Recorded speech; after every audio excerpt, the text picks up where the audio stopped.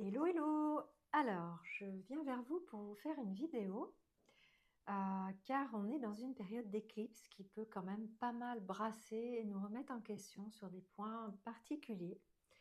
Et à ce propos, j'avais envie de vous proposer un tirage d'oracle, bien sûr avec l'oracle de l'étoile sacrée, qui est l'oracle que j'ai écrit, comme vous le savez, et qui a été illustré par Anne-Laure Bailey. Donc dans ce tirage, je vais vraiment vous donner des pistes concrètes pour pouvoir vivre au mieux les passages planétaires du moment, selon ce que ça vient chercher en vous, ce que ça vient vous proposer comme challenge pour votre évolution. Voici comment va être découpée la vidéo. Premièrement, je vais vous faire un petit récap de la période des éclipses en astrologie et de ce qui s'y passe. Donc il y a je dirais il y a 3 lunes importantes, dont 2 marquées par les éclipses. Une qui était hier, dimanche, nous étions le 29, hein, si je ne me trompe pas, oui, le 29 mars. Il y en a une le 14 mars et il y en aura une autre sans éclipse le 13 avril. Donc je vais vous expliquer tout ça. Dans un second temps, je vais vous montrer une méthode de tirage que j'ai imaginée pour vous aider très concrètement à avoir des réponses. L'oracle de l'étoile sacrée, il a été conçu pour vous aider à prendre conscience des choses qui sont là en vous, à écouter votre intuition pour agir vos valeurs concrètement dans le monde, affirmer qui vous êtes et réaliser une évolution à votre rythme, pour être plus en accord avec vous-même. Voilà, donc les périodes d'éclipse, justement, c'est des moments où on peut être brassé et c'est comme si ça venait nous chercher. Ça venait vraiment, je ne regardais pas du bon côté pour la caméra. C'est comme si ça venait, oui, nous chercher en fait dans nos valeurs, dans notre éthique, dans ce qui est à nettoyer. Alors, la dernière éclipse, qui était donc une pleine lune dans l'axe Vierge-Poisson. L'axe Vierge-Poisson, c'est l'axe du travail sur soi, du nettoyage, de la purification.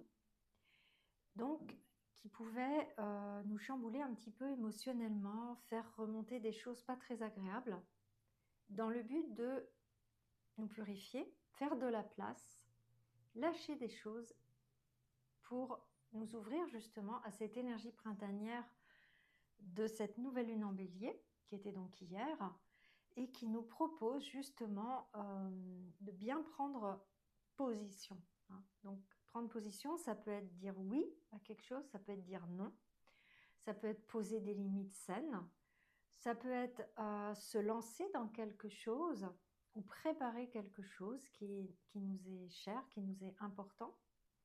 Il y a plusieurs manières de vivre cette énergie printanière, mais lorsqu'on est dans une période d'éclipse, on peut vivre les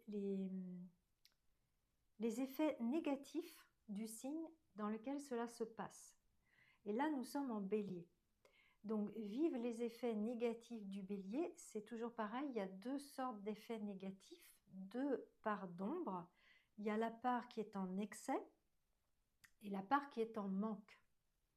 La part qui est en excès, un excès de bélier, l'énergie bélier, c'est du feu. Donc, un excès de feu bélier, ça pourrait nous mettre dans l'agitation, la précipitation, l'impatience, la colère, des propos blessants vis-à-vis des autres, un peu agressifs. Et le manque de bélier pourrait nous mettre au contraire dans une apathie, une inertie, un manque d'énergie, un manque d'envie, un manque d'audace, hein, un manque de quelque chose. Et l'énergie bélier étant liée à l'affirmation de soi, au courage, à l'élan créateur, au fait de prendre les choses en main et d'aller de l'avant et de se positionner, nous pouvons être soit dans un excès d'affirmation qui va nuire à autrui, soit au contraire dans un manque et une difficulté à faire un choix. Cette éclipse bélier, elle s'est donc formée hier, dimanche 31 mars, non 30, non 29, en 29 mars en bélier. Donc c'est une conjonction, c'est une nouvelle lune, une conjonction Soleil-Lune. Et il y a différents aspects, différents mouvements planétaires là aussi. Il faut bien comprendre que une nouvelle lune, une pleine lune, ça nous impacte collectivement dans des énergies globales. C'est pour ça que je reste assez générale, l'énergie du bélier. Mais nous pouvons le vivre différemment et avec une intensité différente, plus ou moins forte, selon ce que nous avons nous-mêmes dans le signe du bélier, dans notre propre carte du ciel natale. Je répète que notre carte du ciel natale, elle est calculée vraiment pour nous, avec la date, l'heure et le lieu de naissance, donc elle est unique. Donc on ne peut pas faire d'approximation. Il faut vraiment la carte et puis regarder comment les planètes interagissent. Mais globalement, on peut voilà, sentir certaines choses et les affiner avec la carte du ciel natal.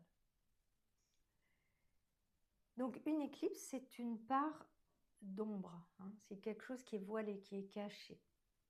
Donc la dernière fois, on avait la part d'ombre de la Vierge, puisque la Lune était en Vierge lors de la pleine Lune, donc c'était le 14 mars.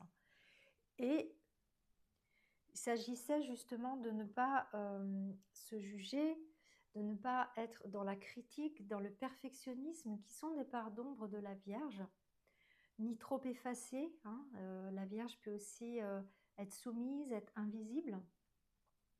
Et la Vierge, dans ses points forts, c'est le nettoyage, l'ordre, faire du tri, y voir clair, être lucide, poser des choses pour pouvoir ensuite aller vers l'énergie poisson qui est comme une réconciliation avec soi, une réouverture de notre cœur spirituel pour reconnecter notre part profonde, notre moi profond et se sentir davantage aligné. Quels que soient les petits pas que l'on fait, l'important c'est de voir les choses en face et de faire un pas après l'autre, mais de sentir que quand quelque chose nous pèse, on a les moyens de s'en libérer et d'avancer. Donc un tirage d'oracle peut vous aider justement à clarifier vous-même, chez vous, tranquillement, une situation inconfortable grâce aux images, hein, qui sont déjà très parlantes en elles-mêmes. Donc il y a toutes sortes d'images avec les couleurs qui correspondent aux 4 éléments différents. Et bien sûr au texte. Donc, si je récapitule, on a eu une première période de tension car une éclipse, il y a un jour précis, mais on sent une période, vous voyez, quelques jours avant, quelques jours après. Globalement, ça peut même être une semaine avant et une semaine après. Donc, on parle bien d'une période d'éclipse, même si le moment le plus intense peut être le jour même, la veille ou le lendemain. Donc, la première était le 14 mars. La seconde, c'était le 29. Et j'ai envie de dire qu'on va voir l'aboutissement de tout ça dans 15 jours, c'est-à-dire à la prochaine pleine lune, qui sera exactement le 13 avril, qui ne sera pas une éclipse, mais qui, en fonction du travail qu'on aura fait ou pas sur nous-mêmes, sera plus ou moins bénéfique, hein. Voilà, ça sert à ça en fait de se dire il y a un processus progressif. Et quand on a les clés et des mots-clés pour nous aider à comprendre et nous aider à nous faire confiance dans les choix, dans ce qu'on ressent, c'est plus facile, bien sûr, d'avancer sereinement. Et d'ailleurs, il y a un bon indice, c'est comment vous vous sentez lorsque vous faites un choix. Est-ce que vous vous sentez pas clair, un peu plombé, mal à l'aise, ou est-ce qu'au contraire, vous vous sentez libéré, régénéré et en pleine forme? Vous voyez, ça, c'est des indices qui vous disent que vous êtes plutôt aligné ou pas. Dans le corps, hein, dans le corps, l'énergie, c'est très parlant comment on se sent dans son corps et dans ses émotions. Des fois, il peut y avoir des ajustements à faire. Donc, ce qui est intéressant, c'est de se dire qu'en fait, ce qui a été préparé là déjà depuis 15 jours et qui va l'être encore pendant 15 jours, pendant même déjà depuis un mois et encore pendant 15 jours, va nous proposer finalement des confrontations avec le monde extérieur. Donc avec des gens, avec des situations, des événements, pas forcément choisis. C'est des choses qui peuvent venir à nous perturber, nous bousculer, venir nous chercher en quelque sorte. Par exemple, avec les rétrogradations actuelles de la planète Vénus et de la planète Mercure, ça va venir nous chercher dans nos valeurs, hein. Vénus, c'est les mots-clés de Vénus, c'est les relations, les valeurs, la valeur que je m'accorde, donc l'estime que je m'accorde ou pas, et tout ce qui va être du domaine argent, finance et aussi artistique, créatif.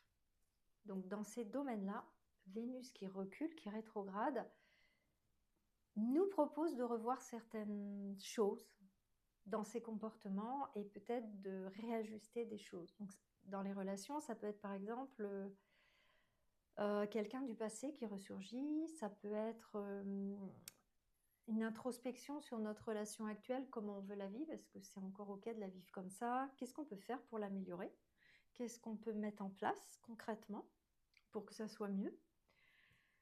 Si on est tout seul, ça peut être qu'est-ce qu'on peut faire finalement pour développer notre potentiel, rayonner qui on est, qui va faire qu'on va attirer aussi les bonnes personnes. Ça peut venir nous toucher dans le domaine financier, hein, de réajuster peut-être des choses par rapport à nos finances, notre travail, notre manière de gagner de l'argent et comment on le gère, qu'est-ce qu'on en fait. Le niveau artistique, donc si vous êtes artiste ou si vous avez des dons, des talents peut-être que vous n'osez pas exploiter ou peut-être accorder du temps et de la valeur à ça, ça peut aussi beaucoup vous apporter. Et enfin, la valeur, les valeurs, quelles sont les valeurs? Donc ça, on en parle beaucoup dans notre accompagnement avec Sophie. C'est vrai qu'avec une amie qui est coach et qui a beaucoup d'outils pour mettre en pratique les choses concrètement, ce qu'on a compris.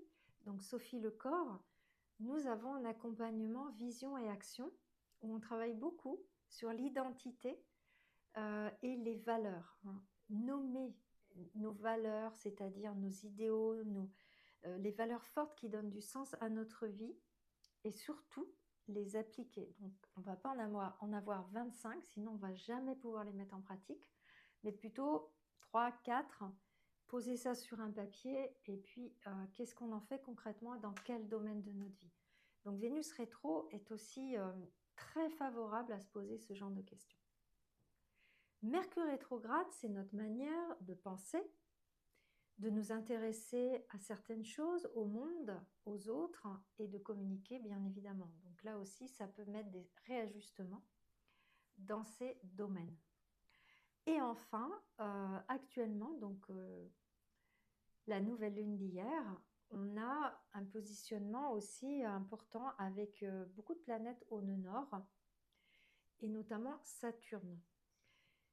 Alors, Saturne, c'est toujours une notion d'effort. Rien ne se bâtit sans effort. Saturne, c'est la construction. Bâtir des bases, du solide, du concret, de la stabilité, de l'ancrage pour se sentir rassuré, en sécurité et à sa place. Saturne au nœud nord peut nous montrer nos résistances car il peut nous demander de recadrer des choses, d'accord, de faire des efforts dans notre gestion de la contrainte, du temps, la gestion du temps, l'organisation, la planification et de nos priorités. Voilà. Donc, le meilleur moyen d'atteindre un but, c'est parfois de faire du tri et de savoir exactement ce qu'on veut, comment on le veut, avec quelle valeur, et de poser à partir de ça des priorités très claires. Donc ça, avec Sophie, dans Vision et Action, on travaille beaucoup là-dessus avec les personnes qui nous choisissent. Je vous mettrai un lien ensuite si jamais vous voulez en savoir plus.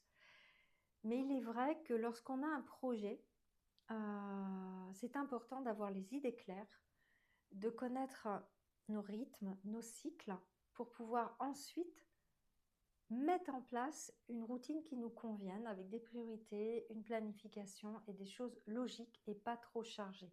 Mais vraiment quand même d'avancer et de voir ce qui se fait au fur et à mesure. Sinon, ça reste un rêve, ça reste une utopie et ça peut générer beaucoup de colère, d'insatisfaction et de frustration. C'est aussi les mots-clés de Saturne quand il n'est pas intégré et quand il est subi. Donc la notion de progrès à faire, de choix à faire, de limites à donner, de priorisation, d'organisation va être importante pour pouvoir, je dirais, affirmer justement ce qui est important pour nous, prendre position avec cette énergie bélier du moment. Là, on est rentré dans le bélier depuis le 21 mars. Donc le bélier, c'est vraiment qu'est-ce que je veux, de quoi j'ai envie et qu'est-ce que je fais pour. Concrètement dans la matière, qu'est-ce que je mets en place pour. Je le fais ou je ne le fais pas. Donc l'éclipse, c'est comme si elle peut nous bloquer, elle peut nous figer hein, dans quelque part. Ah, j'aimerais bien, mais je peux pas. Ah, je vais pas y arriver. Comment je vais faire? J'ai peur. J'y crois pas. C'est trop beau. C'est pas possible. Voyez? Donc là, un conseil, soyez très lucide, soyez très honnête avec vous-même et donnez-vous des étapes. On ne peut pas tout changer d'un coup, on ne peut pas tout régler d'un coup, mais par petits paliers. Excusez-moi. Voilà, donc maintenant, nous allons vraiment en venir à ce tirage. Je me suis dit que on pouvait vraiment l'adapter à la période. Donc, personnellement, j'aime bien les tirages en 3 cartes, plus là où les coupes. Les coupes, c'est ce qui est en dessous. Hein. Quand je bats les cartes, c'est ce qui est en dessous. Donc, les tirages en 3 cartes, c'est toujours intéressant parce que la carte de gauche, la première, va nous montrer l'état actuel, donc en même temps ce qui ne va pas. La carte du milieu va nous montrer ce que l'on a besoin de comprendre pour faire évoluer la situation. La carte qui est tout à fait à droite, la troisième, va nous montrer ce qu'il faut atteindre, le bien qui est derrière tout ça et qui est à révéler. Donc soit dans le futur, soit dès maintenant si on a un positionnement à faire. Donc pour l'adapter à cette période délicate, et j'ai envie de dire c'est un tirage que vous pourrez reprendre à chaque période d'éclipse en fait, puisque 2 fois par an, au printemps et à l'automne, il y a une période comme ça, entre un mois et demi, 2 mois maximum, qui vient nous éprouver hein, et qui nous propose souvent de passer un cap, de laisser certaines choses, de se positionner et de s'ouvrir à quelque chose de mieux. Voilà. Donc ça peut être fait aussi quand vous avez vraiment des choix. D'accord? Vraiment des choix à faire qui ne sont pas évidents. Donc l'important quand vous faites votre tirage, c'est d'avoir un vrai moment à vous. Donc vous éteignez votre portable, vous pouvez vous mettre dans un endroit calme où vous ne serez pas dérangé, avec peut-être créer l'ambiance si vous en avez besoin pour être vraiment posé. D'accord? Un tirage, c'est sacré, c'est une reliance avec plus grand que vous. Donc on va pas, même si on n'en est pas conscient, même si on ne le sent pas, si on en a l'intention avec le cœur d'être sincère et d'être guidé, ça va marcher. Donc c'est important de créer ce moment de recueillement. Ça ne se fait pas vite fait entre 2 portes, entre 2 coups de fil, tirer une carte comme ça, parce que là, c'est comme ne pas y croire. Hein. Donc j'ai envie de dire, posez le cadre déjà, et déjà ça, votre tirage va vous parler. Donc je vais mélanger les cartes. Moi, personnellement, quand je le fais, je mets bien mes 2 pieds à terre. Je ferme les yeux pour être plus concentrée. Souvent, je fais ça pour me détendre. Voilà. Et je bats les cartes. J'y mets l'intention. Alors là, j'y mets l'intention de vous guider.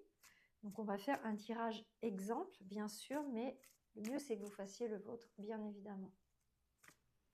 Il faut faire confiance au processus.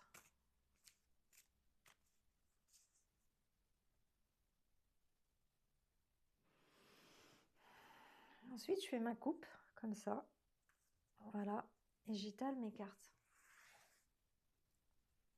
Et ensuite, je tire 3 cartes sans trop me poser de questions. La première que je vois, je la prends. La seconde, des fois la troisième, je mets un petit peu plus de temps. Et voilà. Ensuite, je pousse un peu mes cartes pour avoir la place.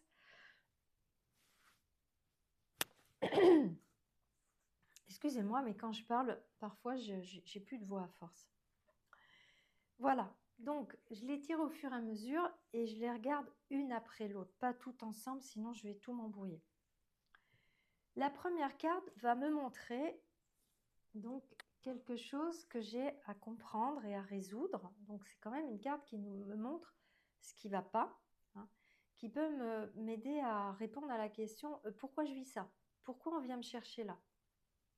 Ça peut être quelque chose qui résulte de mon passé et qui me revient et que je dois comprendre et améliorer. Donc, première carte. Voilà, donc là, par exemple, j'ai tiré cette carte qui est la carte d'un aspect, c'est-à-dire un aspect, c'est un lien entre les planètes. Donc, on peut traduire ça par un lien relationnel entre les gens dans les cartes. Et voilà, donc là, ça me montre qu'il y aurait un problème de communication ou de compréhension parce que le sextile est un aspect qui est relié à Mercure et aux Gémeaux, donc à la compréhension intellectuelle, à la communication, et il y a marqué l'opportunité. Donc des fois, on a des opportunités de changement ou de positionnement, de communication, et peut-être que là, ça veut dire, surtout ne passe pas à côté, vois ce qui est là, saisis l'opportunité. C'est aussi une carte qui nous invite au dialogue authentique. Donc les cartes d'aspect sont à la fin du livret et vous avez toujours l'explication astrologique pour comprendre, mais aussi dans le tirage, à quoi ça nous invite et à quoi ça nous met en garde avec des phrases clés. Donc là, ça pourrait être par exemple, attention, comme c'est la première, on va lire les points faibles. Par exemple, rester sur ses positions, refuser le dialogue, se fermer, se replier sur soi-même, ne pas s'ouvrir aux autres. Voilà. Et évidemment, là, il est demandé peut-être de s'exprimer correctement en étant ouverte peut-être à différents points de vue, au dialogue, à la coopération, chercher à comprendre l'autre également. Donc la phrase clé, je m'exprime avec une grande ouverture d'esprit. La carte du milieu qui nous dit comment je me sens là en ce moment dans cette situation, c'est quoi qui se passe, donc ça va vous aider à comprendre ce qui se joue. Et si jamais vous avez une carte de signe ou encore d'éléments ou de planètes, regardez à quel élément elle correspond. Donc c'est marqué dans le livret, hein, le signe ou la planète, ça correspond à tel élément. Et puis avec la couleur de la carte aussi, et vous pouvez lire en complément l'élément. Parce que si c'est une vibration qui est reliée par exemple à l'élément feu, il y a quelque chose de l'ordre de l'action, juste. Si c'est relié à l'élémentaire, il y a peut-être quelque chose de l'ordre du concret, de la matière, de la réalisation, de la concrétisation. Si c'est de l'ordre de l'air, ça va être plus relationnel, sociabilité, communication. Et si c'est de l'ordre de l'eau, ça va être plus purification, intuition et se relier à ce que l'on ressent au fond de soi. Être honnête avec les émotions qui nous traversent et ce que l'on perçoit intérieurement, notre intuition, notre petite voix intérieure. Ça peut vous aider en complément, l'élément. Donc là, qu'est-ce que j'ai tiré? Le scorpion. Oh là là. Voilà, c'est une carte de transformation. D'accord? Donc, cette période nous propose justement de passer un cap, passer d'un état à l'autre, mourir à quelque chose, s'ouvrir au changement. Hein, voilà. Et il y a l'aigle qui va vers le soleil. Et là, le scorpion, ça représente toute la partie inférieure du scorpion. C'est les marécages, les choses sombres, les secrets, le fait de se voiler la face, de mentir, tout ce qui est pas clair, d'accord? Et le scorpion, lui, sa force, c'est je veux la lumière de vérité, je veux la lucidité de l'aigle, être perspicace. Donc ça demande de l'honnêteté pour voir les choses en face. Voilà, c'est très très clair. Ce qui va permettre, uniquement si on le fait ça, de voir les choses en face, qui va permettre de lâcher, passer un cap. Symboliquement, c'est mourir et renaître, le scorpion. Donc là, hop, Voilà, dans le Scorpion, vous allez avoir, par exemple, si vous cherchez l'élément, c'est marqué ici, élément eau.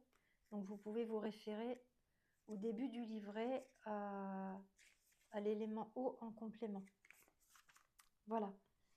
Donc, par exemple, là, ça nous met en garde contre la critique négative, le besoin de tout contrôler, la manipulation, les pensées obsessionnelles, la rancune, la vengeance, la colère. Et ça nous propose, dans les petites phrases clés, je suis lucide sur moi-même, je cherche en tout la vérité, j'accepte de perdre, de me détacher, je vais chercher en moi la force alchimique de mon cœur spirituel pour me transformer. La liberté est un combat. On a aussi quelque chose qui peut parler à certains ou à certaines, puisque le Scorpion est aussi le signe qui est relié à la sexualité. Et comme on a Vénus rétrograde en ce moment qui vient nous chercher dans notre manière de vivre, notre corps, nos relations, notre rapport au plaisir, là, il y a une petite phrase, j'exprime ma sexualité avec amour et respect.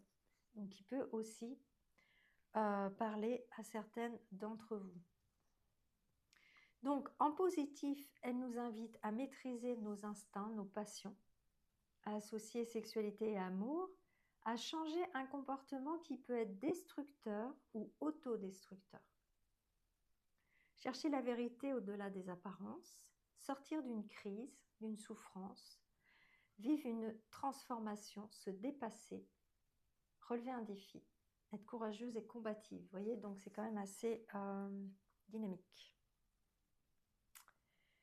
Et la troisième carte, quelles sont les valeurs sur lesquelles je vais m'appuyer?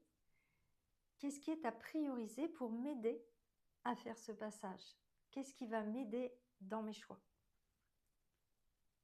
Eh bien, là, j'ai tiré la lune noire. La lune noire, c'est nos blessures affectives. Et ça nous met en garde contre des tentations, c'est-à-dire des choses qui viennent nous chercher mais qui ne sont pas claires en fait, qui risqueraient de nous égarer, nous faire nous tromper de chemin. Donc là, les valeurs, je dirais que c'est d'être assez déterminé, d'être assez clair avec soi, parce que là, on a deux énergies de l'ombre, d'être assez radical en fait, voyez, pas de demi-mesure, pas oui mais peut-être que je ne sais pas trop, non. Là, il va falloir être assez aligné et radical. Ok, alors la lune noire, donc même quand vous avez une carte négative, il y a toujours une part positive. Faut pas que ça vous fasse peur. Alors la lune noire, je suis en train de la chercher, elle est au milieu. C'est vraiment la radicalité, hein. Voilà. Travailler sur les traumas du passé, se dépasser, passage, choix à faire, radicalité. Je cherche et trouve ce qui est juste pour moi ici et maintenant. Je suis lucide, je vois l'ombre qui m'égare et je choisis la lumière. C'est clair, hein. Super. Alors, maintenant, cette radicalité va nous guider pour mettre en place nos choix. Et la carte de coupe, j'aime bien la regarder parce qu'elle peut compléter la question de qu'est-ce qui va m'aider, quel est le conseil, comment je peux faire. Saturne, j'en parlais tout à l'heure. Alors, vous voyez, cette femme, elle fait ça. Elle fait de la place pour elle, hein. Donc, elle pose ses limites et ses conditions.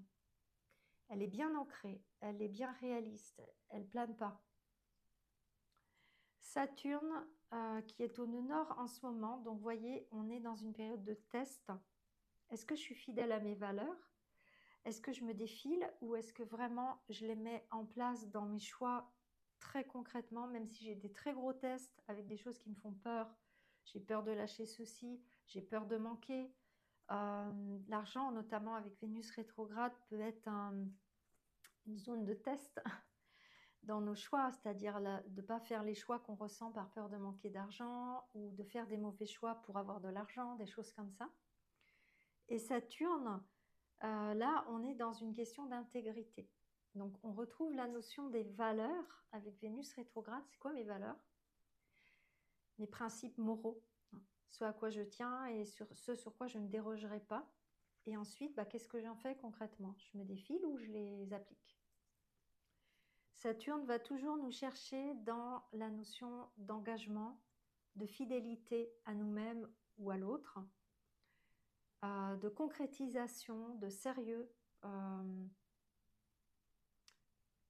d'éthique, de moralité, hein, parce que c'est aussi la sagesse de l'expérience, Saturne. Donc, en fonction de ce que vous avez déjà vécu et de ce que vous savez, il y a des erreurs que vous n'allez pas reproduire. C'est pour ça qu'on a un aspect de compréhension aussi, mercurien, et de responsabilisation avec Saturne. Donc, plutôt que de subir les blocages, les frustrations, parce qu'on n'est pas aligné, qu'on ne s'écoute pas, et qu'on cède finalement à des tentations qui nous égarent de notre chemin, il est important de comprendre ce qui est important, de rester fidèle à ce que l'on veut et d'avoir le courage de le mettre en pratique, quoi qu'il nous en coûte. La seconde coupe, donc la carte qui est en dessous, la deuxième, peut nous montrer le résultat. Ben voilà, le changement. On a Uranus, donc c'est la liberté, la libération, le changement, la prise de conscience. Vous savez, Uranus, c'est l'éclair, comme ça descend intuitivement, vous savez. Bon, bah maintenant, il n'y a plus qu'à. Voilà. Donc là, on a des petites phrases clés pour Uranus. Dans mon poème, j'ai mis par exemple « Libère ton esprit, laisse-toi inspirer, conquiert ta liberté, défends la vérité, pour ensemble créer des lendemains dignes de l'humain ». Donc on est aussi avec Uranus dans la notion de collectif. Et moi, je les prends mes responsabilités pour que le monde aille mieux, pour que les choses changent, ou je me défile derrière mes peurs et je veux rien changer. Il y a toujours le bon et le mauvais dans les cartes.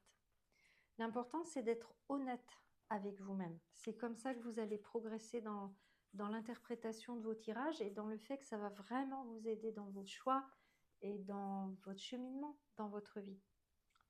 Donc, Uranus, je me libère de mes chaînes, j'ai le choix, je conquiers ma liberté, j'explore ma zone de génie.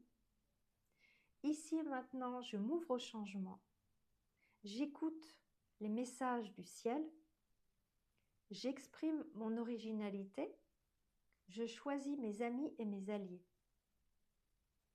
Voilà. J'espère que ce tirage vous aura donné des clés. N'hésitez pas à communiquer avec moi dans les commentaires, je serai ravie de vous répondre. Si vous avez des questions sur vos propres tirages ou des demandes peut-être pour d'autres vidéos, voilà, je vous donne rendez-vous dans les commentaires. N'hésitez pas à partager cette vidéo si vous avez des amis qui s'intéressent à l'astrologie, aux nouvelles lunes, aux pleines lunes ou au tirage d'oracle. Et je vous mets tous les liens dont vous pourriez avoir besoin pour aller plus loin avec moi ou peut-être vous offrir l'oracle de l'étoile sacrée si le tirage vous a plu. À très bientôt!